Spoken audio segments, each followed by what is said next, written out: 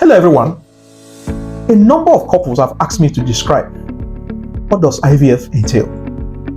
IVF, otherwise known as in vitro fertilization, involves a sperm and an egg fusing in an environment that is controlled outside the human body, and after some days of development is returned into the woman's womb to continue its development. That is what IVF is in a nutshell. But the process is not as easy as I just described. For IVF to take place, a couple needs to qualify to have an in vitro fertilization. It is one of the technologies that is used to help couples who have infertility to achieve pregnancies and live births. It first and foremost involves an initial consultation with a medical doctor.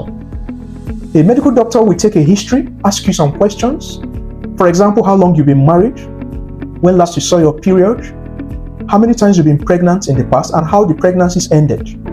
Same questions are also asked about the man, previous histories of infertility, previous births, and previous tests that have been done in the past for both the man and the woman can be discussed, as this may give an idea on the possible cause of infertility. One of the most important questions we often ask the woman is her age. The age speaks to age-related ovarian decline. For women that are older than 40 years of age, they often may resort to using donor eggs for their fertility treatments. So the age of a woman is quite important and key for managing fertility in the couple. After the history has been taken, relevant physical examinations are done. For example, the abdomen of the woman can be examined to check for presence of masses, such as fibroids, ovarian cysts, that may require further surgical intervention to be corrected before the fertility treatment is done. The breasts may also be examined to check for presence of masses that may be early signs of cancers. Same with the cervix, needs to be examined to check for early signs of cervical cancer to be sure that the woman is adequately prepared for this procedure. Importantly as well are the general examinations. For example, the blood pressure needs to be checked. If a woman has chronic hypertension, the blood pressure needs to be controlled adequately by a cardiologist before she eventually comes to have her fertility treatment done. Her blood sugar may need to be checked, her genotype, her blood group. For example, if a woman is AS and her husband is AS, she may need further interventions for the IVF to be done, such as pre-implantation genetic screening, to screen the embryos to be sure that the embryos being transferred are not those that have sickle cell disease. If she's also rhesus negative and she's sensitized, she may need further investigations to be done so as to be able to know how to manage her fertility treatment appropriately. If her blood group is also such, or for example, her blood tests reveal that she's HIV positive or hepatitis B or C positive, she may need some of those conditions to be further managed so as to reduce the risk of transmission of such virus to the unborn baby. The same thing also applies to the husband, who needs to undergo some examination as well. Sometimes a testicular examination can be done if the man has problems with his sperms. Also, he may need further investigations such as semen analysis, which if it shows that the semen is deranged, may need to be placed on supplements. If the man also has problems with achieving erection or having ejaculation, he may need to consult with a urologist for further treatments in preparation for the procedure that is upcoming. If he's hypertensive, this is an opportunity for it to be discovered and treated adequately. Now, after successful physical examination, the woman needs to undergo an ultrasound scan, which is a very key investigation that can be done by the gynecologist to assess the womb and the ovaries. If there are presence of fibroids, which may be submucous, or there are presence of other pelvic masses, an ultrasound scan will give us a lead to this. If the woman also has decreased ovarian reserves, as evidenced by the antral follicle count, which helps us to detect or to advise whether a woman should use her eggs or resort to the use of donor eggs, an ultrasound scan in experienced hands will help us to advise this couple on this. After all these are done, further tests or investigations may be required. For example, a thyroid function test, an assessment of serum prolactin, a hysteroscopy, a fibroid surgery, being placed on supplements such as antioxidants or vitamin E containing drugs. Or if the woman is HIV positive or hepatitis positive, she may be on antiretroviral agents to help control the virus to levels that will reduce the transmission to the unborn baby. Same also applies to the man. Presence of varicocele may need to be detected and treated. And if he has undescended testes or absent testes, we may be counseling him for donor sperms. Or if she has an obstructive azoospermia, meaning that he has testes that are producing sperms but are having difficulties coming out, we may counsel that man to have a surgical sperm retrieval for the IVF process to be done. After all this has taken place, we will have a fair idea on how that treatment should go. Let me assume that this woman is going to use her eggs. She's less than 35. She has never undergone any surgery. Then, the next thing is for us to determine what protocol to use.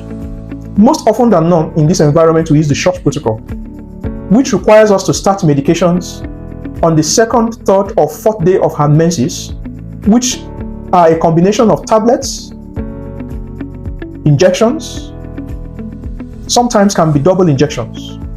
The injections can involve, but not limited to, buserelin injection, which can be produced by different pharmaceutical agents of different pharmaceutical companies, and the use of follicle-stimulating hormones to help to grow the follicles.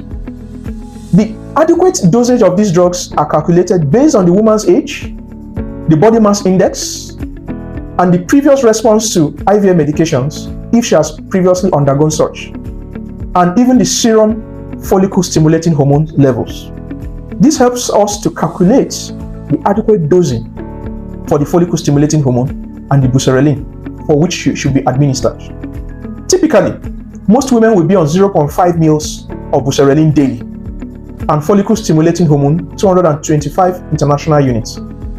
This is continued by self-administration or by the patient coming daily to the hospital to take her medications. 6 to 7 days after commencing the medication, the woman undergoes a transvaginal ultrasound scan to check for two things mainly. Firstly, the endometrial thickness should begin to thicken, and then the follicles in both ovaries should begin to enlarge and grow in numbers and sizes measured in diameters. We call this folliculometry. Based on the response, by this 6th or 7th day, the doctor may maintain the dosage or may adjust the dosage appropriately, so that the woman will come again after 2 or 3 days to undergo another transvaginal scan. It is expected that when the largest cohort of follicles are up to 18 or 19 millimeters, then the woman will undergo what we call a trigger shot with human chorionic gonadotropin. This injection is taken 34 to 36 hours to the time and date that this woman will undergo ultrasound-directed follicular aspiration, which is done in theater under mild anesthesia. This process involves the woman being kept in a lithotomy position or in the theater. Her legs are kept up, cleaned and draped, and with a sterile condition, the ultrasound scanning machine again is employed to check the follicles, aspirate the follicles, and the contents of the follicles are given to a trained embryologist, which searches for the eggs from the fluid that is aspirated. At the end of this 10 to 15 minutes procedure, we will be able to know how many eggs were collected from you and how many of them are mature enough to undergo insemination or intracytoplasmic sperm injection with your husband's sperm that is collected on the same day. The following day, a fertilization check is done. Meaning, for example, if 10 eggs were collected from you, we want to know how many of those eggs were successfully fertilized with your husband's sperm. Take a tentative case, 8 eggs can undergo fertilization. And if after further incubation in the incubator, 3 to 5 days after this, we will know how many of those eggs pulled through to become mature blastocysts. happens from fertilization to blastocyst stage is that one cell divides into 2, 2 into 4, 4 into 16 continuously until day 5, when the cell count is about 300 to 500 cells. This is the stage that is called blastocyst.